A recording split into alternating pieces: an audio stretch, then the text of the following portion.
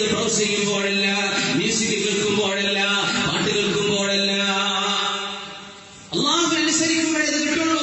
അതുകൊണ്ട് ആണും പെണ്ണുമാണ് കണ്ണുകൾ സൂക്ഷിക്കണേ, ശബ്ദം സൂക്ഷിക്കണേ.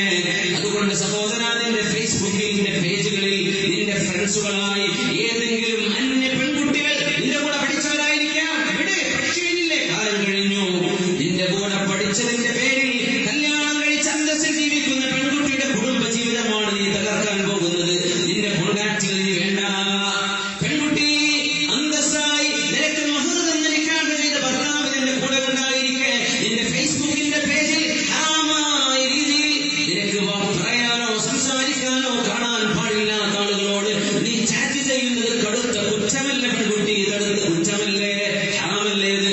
ചെറുപ്പക്കാരാ, നിന്റെ ഫ്രണ്ട്സുകൾ നീ സെൻസർ ചെയ്തോ? ഇന്നത്തെ രാത്രി നേരം വരുന്നതിന് മുമ്പ് നിനക്ക് കാണാനോ നോക്കാനോ പാടില്ലാത്ത അന്യ ജെൻഡറിലുള്ള ആൺകുട്ടികളോ പെൺകുട്ടികളോ നിന്റെ ഫ്രണ്ട്സുകളായിട്ടുണ്ടെങ്കിൽ അവരെ ഫ്രണ്ട്സുകളായി ആഡ് ചെയ്യാൻ നിന്റെ ഫേസ്ബുക്ക് പേജ് എന്ന അല്ലാഹു തന്ന നിഅമത്ത് നീ ദുരുപയോഗം ചെയ്യില്ല, ചെയ്യാൻ പാടില്ല.